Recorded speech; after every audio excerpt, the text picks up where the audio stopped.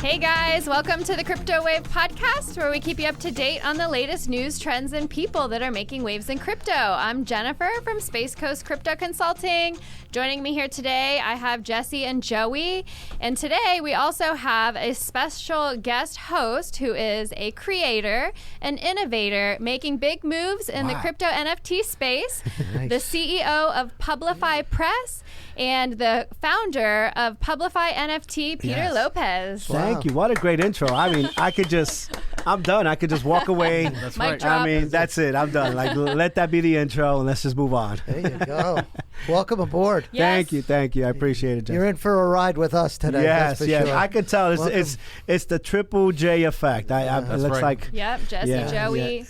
And Jennifer, it just, 3 J's of crypto. I forgot who the last J was. I was like, wait. That's why we're here to pick you up when you fall down. That's all right. It's all good. it's awesome. Another week, huh, boys? Huh, girls? Hey guys, what Yeah. is not you guys talk about crypto and more on the NFT space? What is up with the SHIB? The SHIB, like, is it gonna hit like a $7 trillion valuation if it hits a penny, like just bigger than the market cap? But because it sure did a big drop today. I understood there was no market cap, but now there is. Well, I think it's a 1 quadrillion. it's like a quadrillion. Yeah, it's It's a at Quadrillion. 34 quadrillion. billion right now. So what's been happening over the last week? If you start reading Reddits and you start reading all the boards and going onto TikTok and reading all these pronosticators and finally after week 4 of saying the word prognosticators instead of procrastinators, it's pronosticators. Thank you all for correcting me. It's a good word. Thank you. It's tough when you went to a school with a PS in front of it. That's a New York thing. I Yes. went to PS 29. Oh, I went to PS 34. Yeah, What? grew up in the Bronx. I can tell. Listen, in New Queens York Village. sandwich. Queens You see? Village. Yeah. How you doing? Yeah. What PS did you do? And then I went to JR 115. Oh no, I moved out to the island. That's junior Is high that- school. is Class, the class jail of East, cell? class of East Iceland, East Iceland, class of 80. Exactly. Anyway, so what they've been saying is people have been burning. They're asking everybody who has over like 100 million into the billions of the sheep to just start burning your own. Burn a billion, burn a million, burn it. So what's also what Sheep's done on the technical side, from what I've read, is that every coin that's bought, they've been burning. Last week they burnt like 400 million coins. Am I correct on this? They've been burning coins as people have been buying, so that helps the price go up and the number of coins in circulation drops because they had so many coins out there. And then there was a rumor that they're still printing coins, printing them, but they're not. So they're not minting them.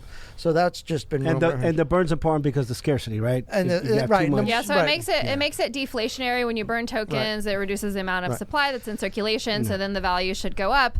But I mean, it's a meme. A meme is a meme. People made a lot of money last week. It seems like a lot of the money is flowing out of these meme coins over the past couple of days and going into Ethereum, which has made all-time So highs. However, Has Shocktober ended then? so Is far, is it official over? officially, so far though, with Sheep, what they're finding is that there's some. It's moving because of its value. They're finding that there's more usage for it. There's rumors that Tesla in their code might be accepting it. AMC might be accepting it. So they're seeing that it's moving more away from a meme, and it's moving away from that category. But time will tell. And then we have that guy who made $1 billion off of it. He right? I think it was 5.7 billion. Yeah, 5.7 billion. So in the last day, he's been dumping. I mean, naturally, you're going to take profits when you got 5 billion. I would have had my jet ordered and the little island. and the island or the yacht to get to the island, or at least one anyway. But anyway, so he's taking his profits, and so it's dropped. But they're telling us that it's a consolidation, that it stays between 6 and 7. So you just have to look at it. Now, remember, we're here for entertainment only. We're not financial advisors, so please don't take any financial advice from me. Yes. So please. Unless you want to lose all of your money, don't listen to anything that we say. But people have been, so everything you read is, if you have some profit in there, especially those who bought when it was real inexpensive, buy, take your profits and then buy it back if it goes below 5. Or in contrast, for those who felt like they missed the boat because they saw it go up so much in so little time, like, oh, I could never achieve what others are achieving. Right. Well, now that it is back at a discount, I always say buy in a dip. Yeah. So you buy the dip, and then there's others. When you read, they're going, "Oh my God, I lost so much money doing that with Doge that I'm going to stick with it." And then you have all the hodlers that are just holding on to it, and they're going to ride that wave. Yeah. And so I think it's a personal choice. It definitely is a personal choice. Now there's some people I've talked to that have bought over 200 million. They going to play with 100 million and keep 100 million and let it float and see if it goes to that penny. Well, Shiba is a meme coin of a meme, so it's like a joke of a joke, and they're saying now that it has more use case, but still, I mean, ride the wave, get in, get out. You don't want to be stuck holding the bag. Get your money, put some money back in, and just and play with some other things that are out there too. If you got a little bit of that profit, now's the time to go play a little bit if you can. Yep, but today we're here to talk about NFTs. So what exactly are NFTs, and are they really going to change the world? Well, I got into NFTs about a year ago, and I'm still regretting just not buying more Ethereum when it was at $300, because that is where NFTs are, it's the case study behind it. But at its core, and we've talked about it enough, it's a non-fungible token. It's a digital form of authenticity. And I've talked about it even in my Instagram and my spaces. If you're going to buy the Mona Lisa, you need to get curators to verify that is the actual Mona Lisa. So now with NFTs, you can verify, Peter Lopez, that's his art, and it's verified, it's ledgered, and no one can could go against that. But the real value behind it that people are now just starting to see is the smart contract component behind it. So there's two things we've talked about with Jennifer and our good friend Chance. Shout out to my man Chance.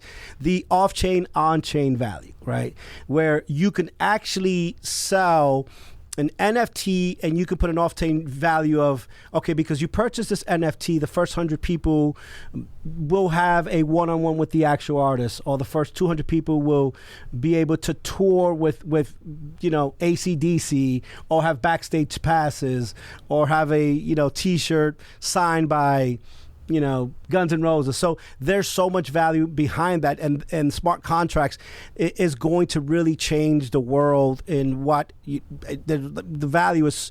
It's so ahead of us, and I think that's where I've been really deep into it, just trying to understand that spot, because it's going to really change the world. That's so powerful, because not only do you get like a digital version, which we're moving into this digital world where it's like almost a status symbol, to own these digital things, then to have that smart contract piece that unlocks, that gives you an actual tangible value. It's similar to like what Gary Vee is doing with his NFT collection is really awesome. Like he has an NFT that you can purchase, it could be some JPEG animal, but it's not just a JPEG. It's like you get to sit down with him and play a game of Uno with him personally, or all of his NFTs come with a ticket to his conference. And it's not just one conference, it's like over several years, a conference every year that it comes with. So you could purchase this one NFT. If you get a ticket to go to this conference every year,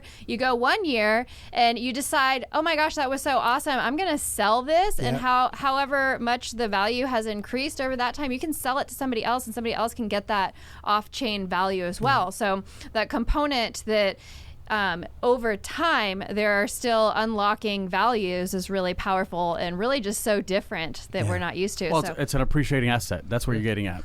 I'm just afraid that with all of the big legislature that it's going to be one of those things where it's going to be a taxable kind of item. The way we're going. Yeah. So I'm still skeptical of getting too many NFTs and then having them increase in value, and then they're going to say, well, and I think we discussed this on the last show. Like unrealized capital gains. Yeah. So it's like they're going to be like, hey, you have $200,000 dollars worth of value. held in these NFTs. We need your 4,000 or whatever. I think they shut that down. I really hope so. Yeah. But if they tried once, they'll probably keep kicking that can down the road until there's going to be some kind of compromise. And so, but I like the appreciation value, of that promise, and I really like getting into something brand new, like like a first series. I don't remember, and you guys share with this as well. But even like trading cards, the first series. Like, I mean, I think the first series of Garbage Pail Kids or whatever else, or Tops, those are much more inherently more valuable because they were a first print. And just like publishing with having a first edition of a book. Yeah. Let's be honest. Handwritten Bible is going to be a lot more worth than a Gideon's version. Exactly. So that promise is very exciting to then see that appreciation. I mean, because this could be your legacy. You could be handing this off to the next couple generations. That's it right there. Just like finding the grandpa's, original AT&T bonds, whatever, that are worth millions and millions of dollars. He bought them for $15, not thinking much of it. Yeah. And now, 30, 40, 50 years later, they have this intrinsic value that's just incredible. So that's what I'm excited about. Yeah. But how do you store NFTs? So good question. Let's go back into the whole legacy part, right? And there's a project that I'm actually going to reveal here. First time I've been doing it. It's a world exclusive. It is a really exclusive project. So I've been in the publishing world for about 10 years. And, everything from semi-traditional, traditional self-publishing. And one of the most important parts of publishing is owning your publishing rights. Copyrights are not important. They don't mean anything. They hold no value. Trademarking is not important. People, they coerce you to think that this copyright means something, but U.S. copyright could only last 70 years. Trademark can only go as far as specific utility patents. 70 years. And yes, 7 years will be in trouble. So what is the most powerful part of publishing is the actual rights. Whoever owns the rights of that book owns the power of the book. Because rights now, you have, international rights, you have licensing rights, you have foreign rights. So there's so much you can do with rights. So publishing rights are the most powerful tool there is when it comes to anything, music publishing, book publishing. So with NFTs, you can now extend the rights for forever. So because of copyright laws, we're actually about to launch 7 literary works into the blockchain. Works that one is The Great Gatsby. So The Great Gatsby, it's made. Leonardo DiCaprio made a movie, and I don't know. It was another movie's in the 40s or 50s. Yes, the original. The original. So what happened with The Great Gatsby was this: the book must have made $100 million, but because it was copywritten, and because of U.S. copyright laws, and it was copyrighted in 1925 or something, it expired. And because it expired, there's no rights holder. Because there's no rights holder now, it's open to the public. That means his great-grandkid, and what Jesse? Yes. Jesse was saying was, now his kids can't own it anymore. They don't have any value. They can't receive any monetary royalties. Right. And for me, that is the most important part. Sure. Because I want my great-great-grandkids to receive a royalty of the works I've did. I've published a book, has been successful, and I'm pretty sure it's not going to make hundreds of millions of dollars, but I just want him to know, or her to know, hey, this is your great-grandfather's book and it belongs to you. Just like with LeBron James, I have a first-generation LeBron James card, and I want my great-grandkids to have it. I mean, hopefully they could sell it for a lot, but that's the power of NFTs. And that's what book publishing companies have done that people don't understand is if they own the rights to the literary work, they own the rights to everything. They own the hardcover, softcover, ebook rights. They own the audiobook rights. They own the translation rights. They own the rights to the image of the person. They own the rights to movies. Like, publishing rights is the most powerful tool we have in this world. That is why book publishing is a $122 billion business. In the pandemic, Amazon saw 8 billion books sold. Like my company in the book publishing world, at the pandemic, we saw 300% hike because books are going nowhere. And they're going nowhere. Ebooks are not going nowhere. Audiobooks are not going nowhere. And then NFTs are going to be an enhancement not only to the physical assets or the digital assets, they're also going to supply a legacy value to it. So that's why we're making this announcement in the next 30 to 40 days, we'll send a link that I'm going to actually release these literary works literally for like maybe $1, just to let the industry know that they can own a piece of this asset, and now that's something that we can give to the next generation. Wow. That's crazy. That's really powerful to be able to, one, I mean, it's sad that your copyrights can expire like that, and then your family is left with nothing, right? And I mean, would they have like those 70 years to figure out how to extend the copyright, or or it just falls to open source and if there's people around to do it, right? Mm-hmm. And even if a copyright expires, whoever owns the rights, then it doesn't become open source. Right. And that's the most important part. So people, I copy, like, I'll publish a book, and I've had the honor of publishing 1,000 authors over the last 10 years. And I always get that author like, I can't have you steal my stuff. I'm like, there's nothing new under the sun, okay? There's no one's going to steal your literary works. Please, there's like, but the copyrights only protect the actual writing. It doesn't protect what's the wrap around that. So a lot of times, that is going to eventually expire. But even copyright law. So I had a very huge, Joey, I had like this massive author. Like, if I tell you the name, you know him, right? And he was like, my book is copyrighted and it's protected. And, I'm like, no, it's protected in the United States. And I know you're worth $100 million and you have big lawyers. But once you go out to the United States and you don't protect, you don't copyright them in the UK.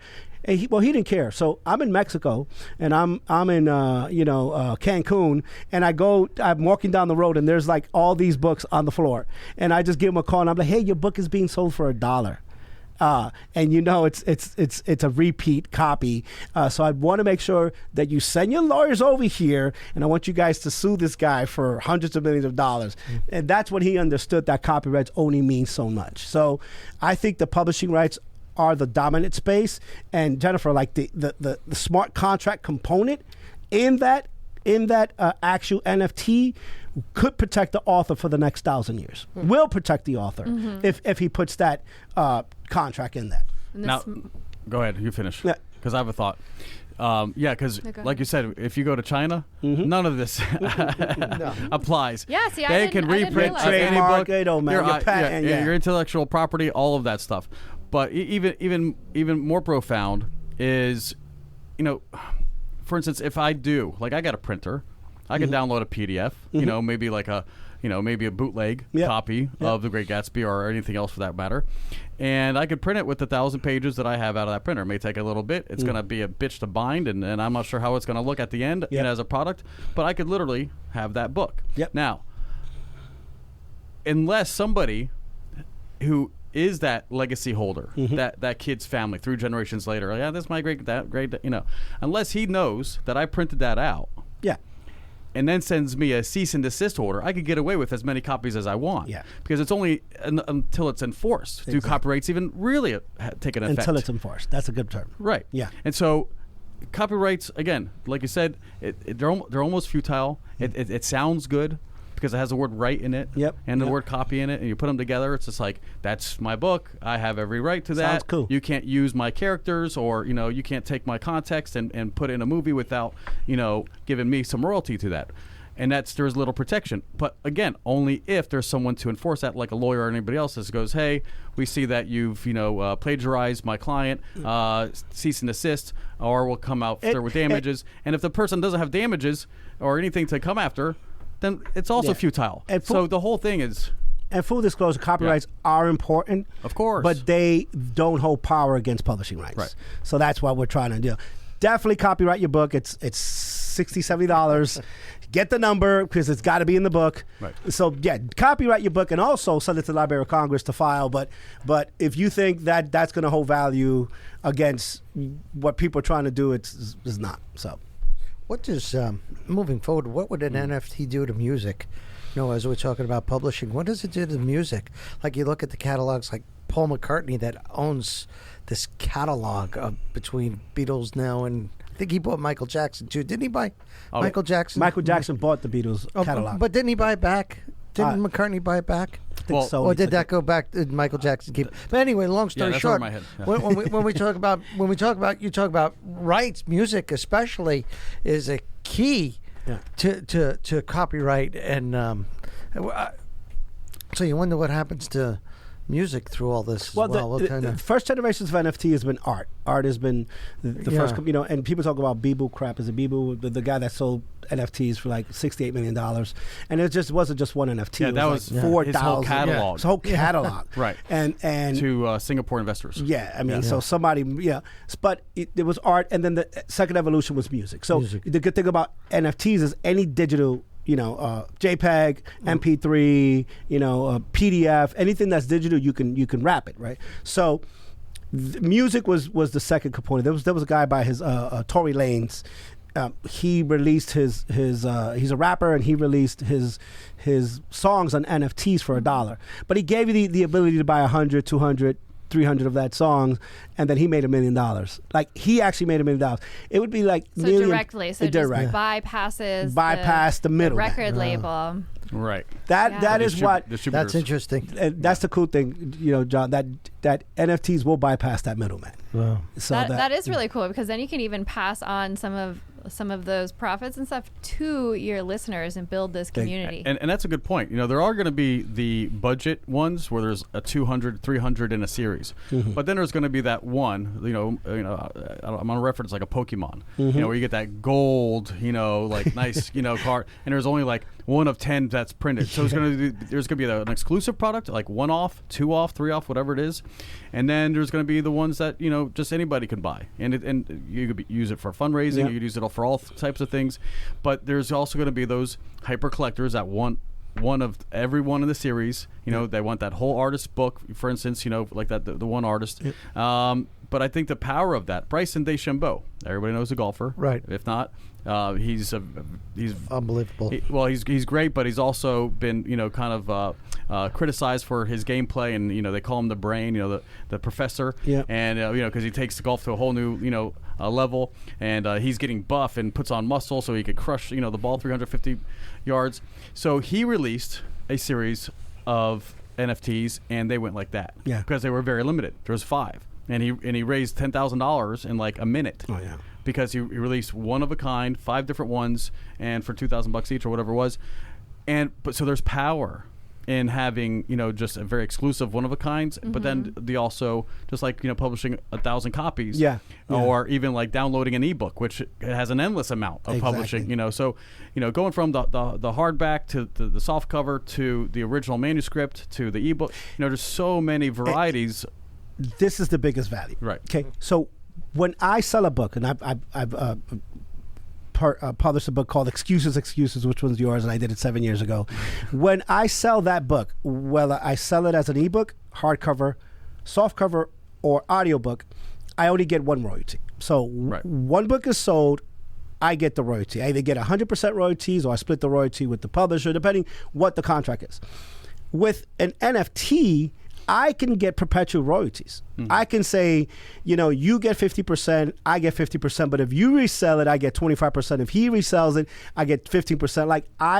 And that is the most powerful part when it comes to actual royalties and the longevity of the contract, the longevity of you making long-term money. Right. So that, and we talked about this earlier, Jesse, that even in the real estate space, so I've been, one of my biggest audience, or my biggest core books that I've published is these high level. I got doing a book for a guy that owns 1,800 properties. One owns 7 skyscrapers, and I'm trying to have this conversation with them. Is like, hey, sell like 1,000 coins, and within those 1,000 coins you get a free house, and one of them, and one you get a one-on-one coaching with him, another one you get a free apartment. Like, there's so much you can do in the real estate space, and there's people actually selling NFT rentals, NFT homes, NFT properties, because you can put that actual contract in it. And then just imagine someone in the real estate space or an investor. I sell a property, right, to Joey for $100,000, and then Joey resells that property. I can put in the actual contract, and most of the time, when you sign that contract, I could actually I get a 2% royalty every time this house has been resold in perpetuity, and it's in the ledger, and no one can take that away. And that is That is the crazy part about NFTs. The smart contract, NFTs are cool. What's behind it is it's a monster. We're into a whole different world. It's the Kraken. It changes the incentive mechanism of how people feel and think and how they associate value. And not for nothing, I mean, so let's just say you do have an NFT that reflects a particular property. Let's say the Eiffel Tower. Let's say, and it's almost like Monopoly. Everybody that visits almost has to pay your royalties or something, if they check in or, I mean, so the layers that I could see it going to could just be, enormous. Especially if, like, for instance, let's just say, hypothetically, someone buys a penthouse.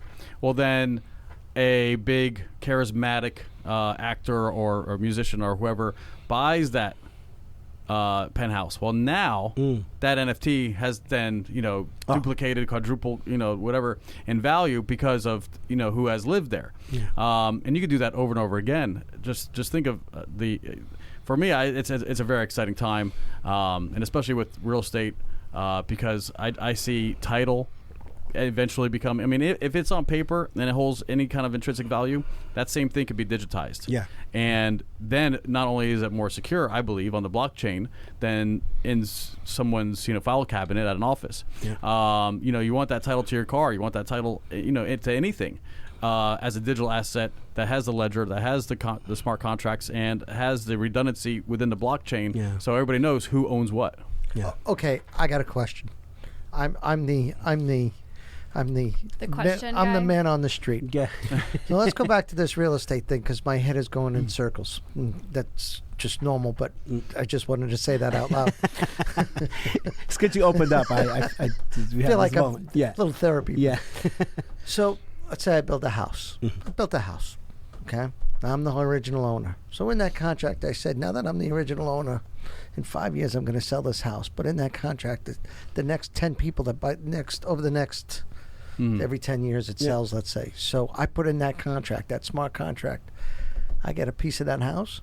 Is that what you're saying? Yeah. That I could put in that contract now? Is that somebody going to sign that? The next 5 sales or whatever, however you stipulate it to be, that you could get royalties from selling the home. So I sell it to the Johnsons, and then the Johnson sells it to the Smiths, and I get I haven't really heard of a use case like that specifically, although it's a great idea, right? What do you think? I mean, Jesse, you're the realtor. I mean, what's going to happen?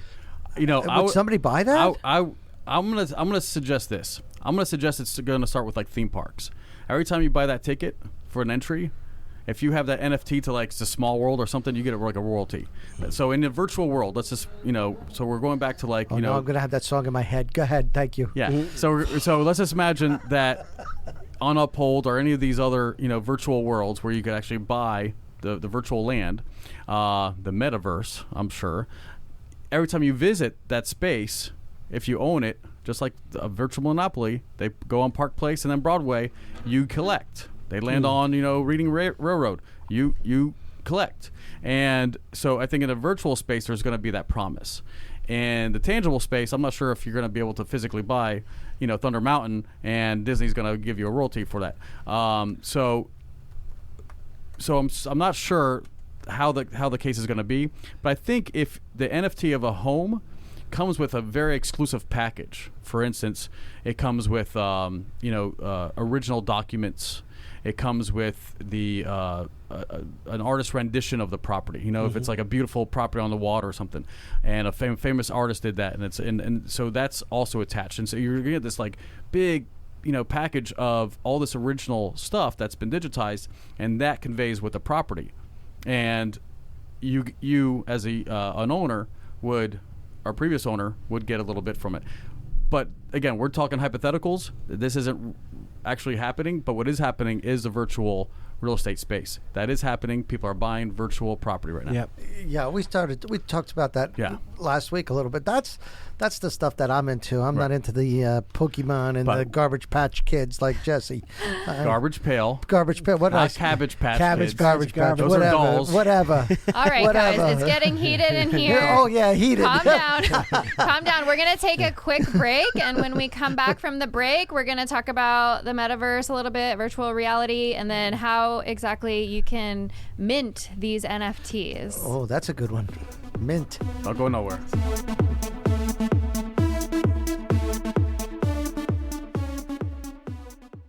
cryptocurrency can be confusing and hard. At Space Coast Crypto Consulting, we make cryptocurrency easy for you to learn and understand. In a world of uncertainty and out-of-control central banks, it's our mission to empower you with the knowledge that you need to confidently control and grow your own crypto portfolio. Call now to begin your crypto journey.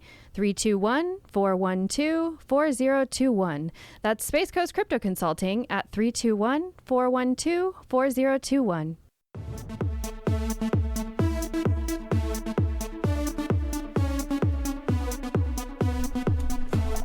Bring it back, bring it back. We're coming back from the break. We're ready here for the second half of the show. We have the founder of PublifyNFT. Yes. Peter Lopez in the house. And welcome.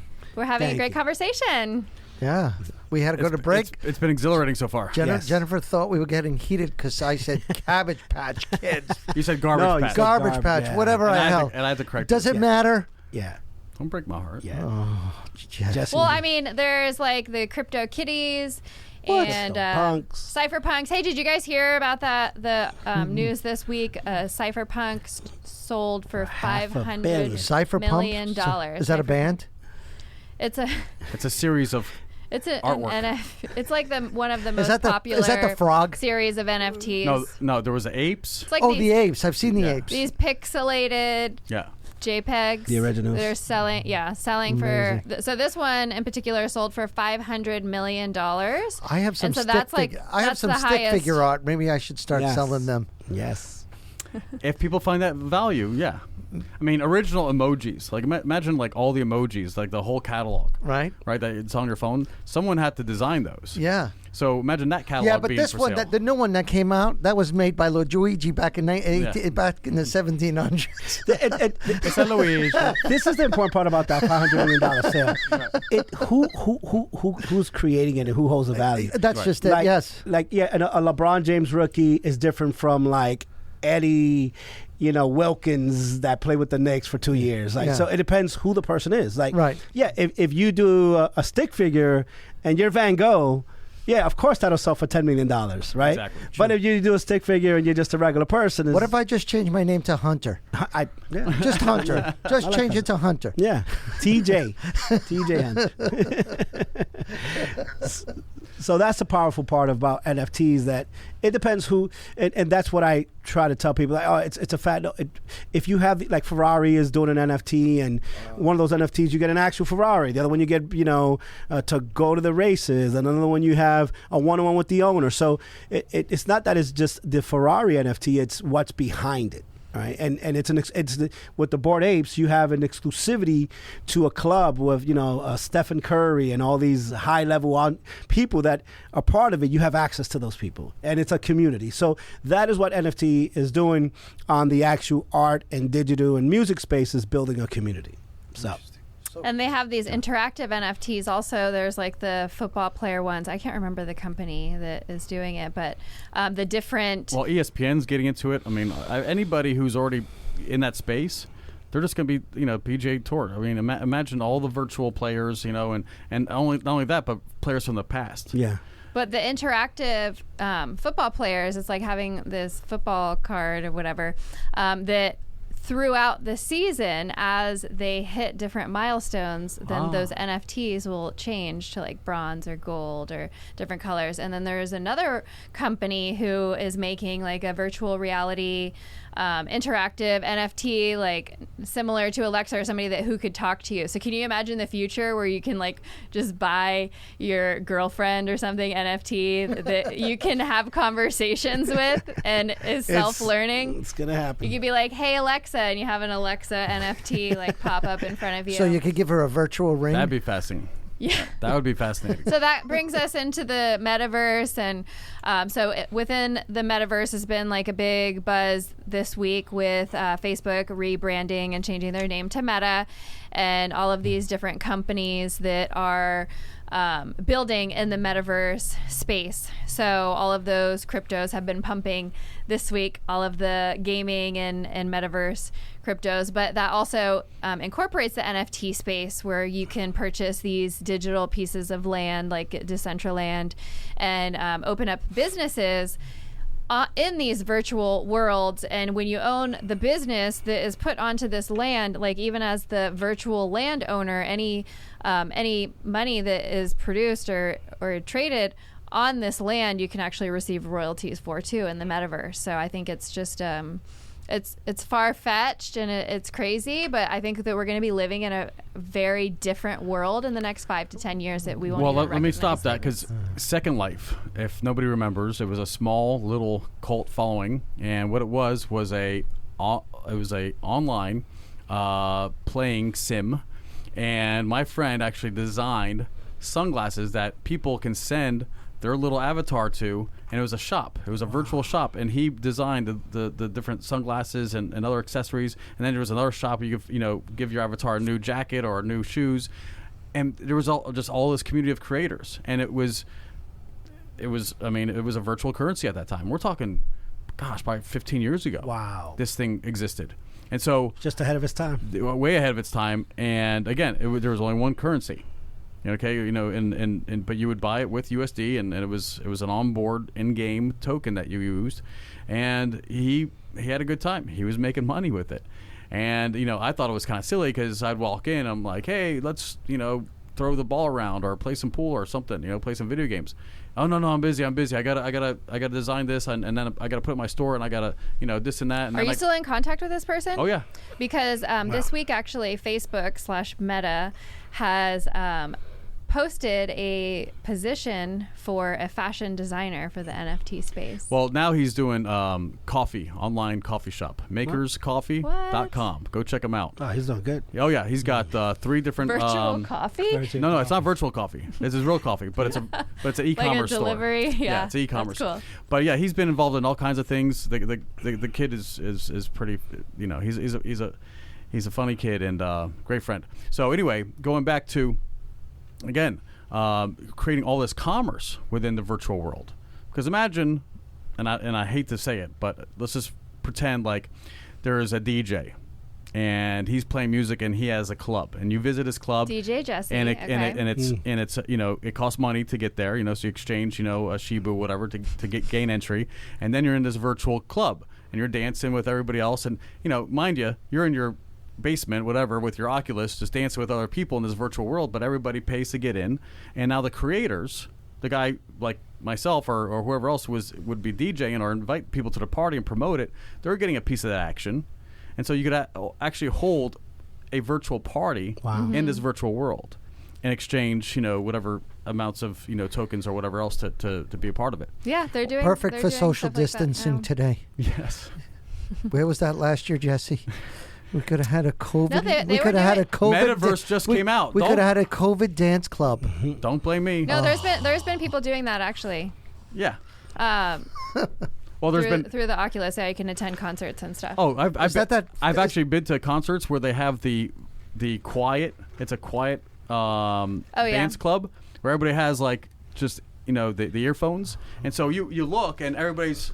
It's quiet. They do that on the cruises. It's super weird. Everybody's like this, but in their ears, it's a party. There's a whole party. Is that those Oculus? That's what I sent you guys the other day? Those glasses? Did you see what I sent you? Yes. Where you look down and there's a keyboard, you look up, and then there's... Yeah, that was kind of cool, wasn't it? Oh, it was very cool. Very sci-fi. Jesse was surprised because it wasn't a girl in a bikini that I normally send them. Yeah.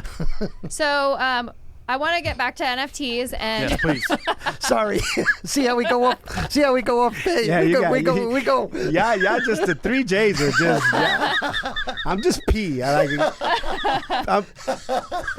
it. I'm actually Junior. I have Peter Lopez Jr. So I do have a J, but the 4 J's, of course. But it's the 3rd J. It's not the first one. This is what happens. They have to ring me back in. Squirrel.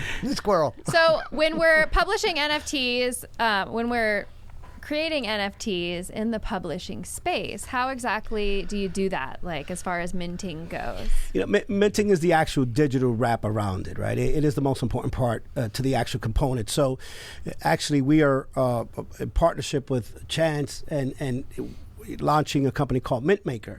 And MintMaker is the actual back-end system. So it's a back-end system that is going to power Publify NFTs. And when we launch Publify NFTs, being that we've been in the book publishing world, when we release The Great Gatsby, we're going to just release 10 limited editions for $1. But within those 10, one is going to be a platinum, one's going to be a gold, one is going to be a bronze, and one's going to be like a copper, whatever. But the platinum one is going to come with a free audiobook. Oh. And then it's going to come with an actual free, limited edition hardcover. It's going to come with a specific 3D cover to it. So all the engine behind that is going to be Mintmaker. And Mintmaker is what will eventually go to other publishing companies and say, hey, go back to your authors and say, just like you released a hardcover, and then you released a soft cover, and then you came back with an ebook, and then you came back with an audiobook, now come back with an NFT powered by Mintmaker. And that is a powerful tool, because when ebooks came out, and we were there early, we're like, this is stupid. Ebooks? What's an ebook? It's like a Word doc. What is that? And someone's going to steal it. And it was nothing. And then eventually the ebook players came out, and then the Kindle and the Nook and the Sony and the Google Play, and then all the engines came out. And now ebooks have actually surpassed hardcover and softcover sales the last 8 years, except for this year. Actually, softcover and hardbook sales surpass it, but every year it's like 51 to 49%. So actual ebooks. So ebooks never replaced the hardcover. What the ebooks did was they enhanced the actual physical assets. And then the audiobooks didn't replace ebooks. The audiobooks enhanced the actual ebooks. So what the actual minting process is going to do, and this is crazy, right, Jennifer? It's going to enhance the publishing space. So, Jesse, this is pretty cool. We're actually creating a virtual book club where our authors will go in there and we'll do an actual book signing, maybe in Decentraland, and then we're going to do a book affiliate club, and then they'll get access to these new type of books, and they'll get first edition run, and they'll get the first ones to Little Girls that comes out, or Othello, or the King James Bible, or these actual first editions. They'll be part of that club. So that is the power of book publishing. Book publishing, everyone has, and I'm not the OG, but I'm pretty sure I'm going to be one of the ones that I've been talking about it, and we're going fast. We're actually going to do a public minting very soon here at Brevard, and we'll let everyone know about that. But I believe when it comes to publishing and the smart contracts and the minting process, there is an engine component to it that is going to enhance this $122 billion industry, which is the book publishing industry. So this NFT part is going to be very, very, very cool. And I'm excited about PublifyNFT being a Brevard company here at Space Coast Podcast, together with Space Coast Crypto, together with Space Coast people doing Space Coast stuff. I ran out of it. It's out of its world, is what you're saying. I'm super excited. I mean, this is just the beginning of the possibilities. It's awesome. It's great. I want to host an Ernest Hemingway club. Let's do it. Let's do it.